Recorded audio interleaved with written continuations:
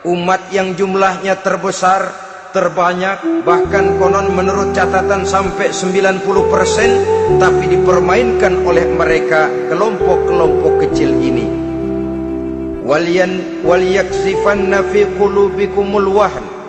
Pada saat itu di hatimu dicampakkanlah penyakit wahan. Sahabat kemudian bertanya, "Wa mal wahnu ya Rasulullah?" Apakah penyakit wahan itu ya Rasul? Beliau menjawab, hubbud dunya wa karahiyatul maut. Penyakit wahan itu tidak lain hubbud dunya wa karahiyatul maut. Terlalu cinta kepada dunia dan terlalu takut kepada mati. Materialistis dan takut resiko.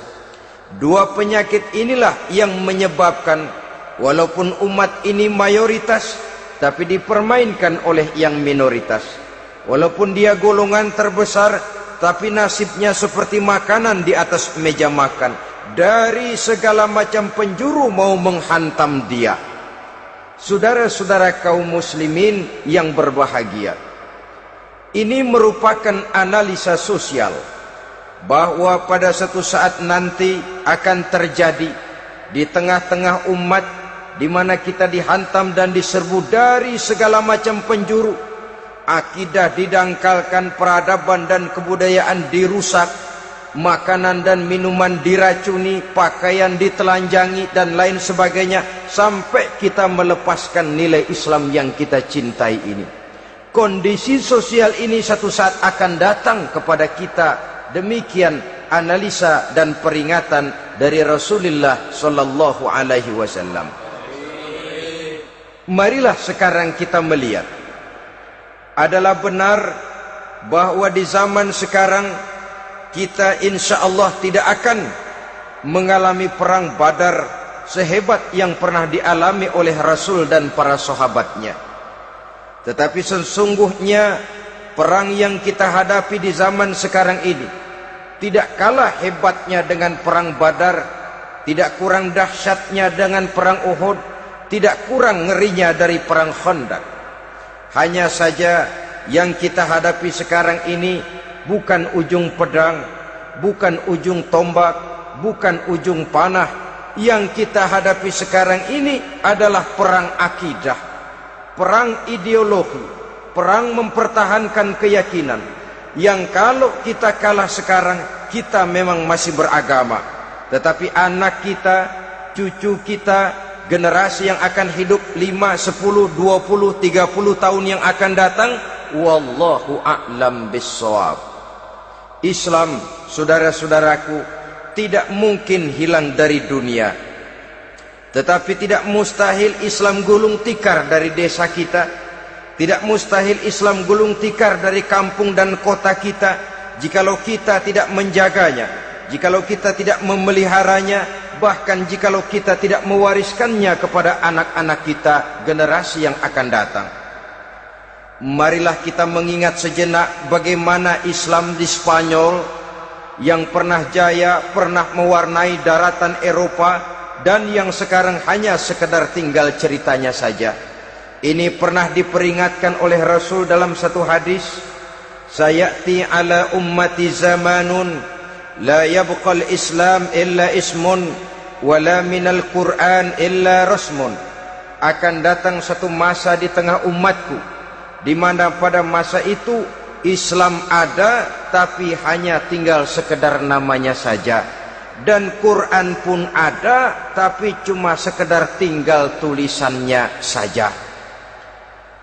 Apabila kita tidak mewariskan ini kepada generasi yang akan datang, maka serbuan-serbuan dari berbagai macam penjuru dari hari ke hari semakin kita rasakan kehebatannya.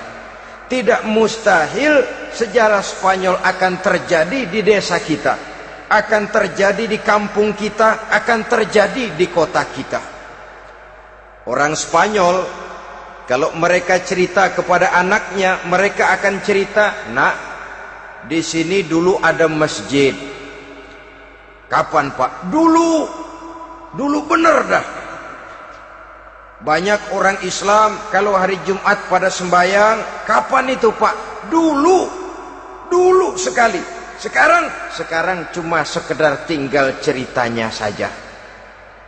Bukankah sesuatu yang sangat tidak mustahil apabila kita tidak menjaga dan mewariskan Islam ini kepada generasi yang akan datang, maka serbuan-serbuan akan membawakan hasil yang diinginkan oleh para penyerbu itu tadi.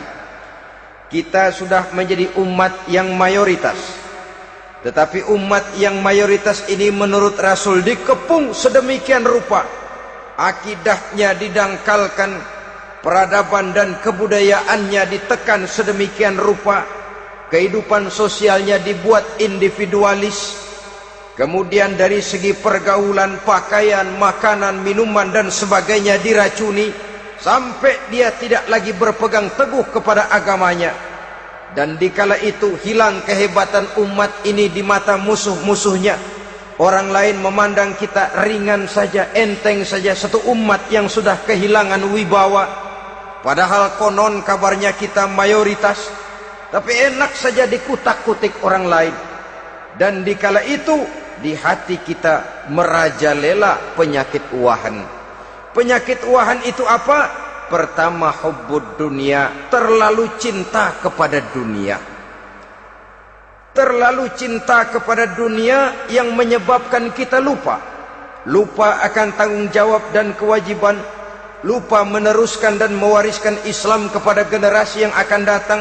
Kita berlomba dan berlomba hanya untuk mengejar dunia dan seluruh isinya, baik dia bernama material, baik dia bernama seksual, baik dia bernama pangkat, jabatan dan kedudukan. Berlomba-lomba kita di dalamnya sampai tercampaklah penyakit hubbud dunia di dalam hati ini.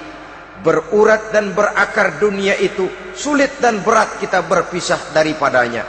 Akibatnya kemauan untuk berbuat demi dan atas nama agama sangat sulit terwujud di dalam kehidupan ini.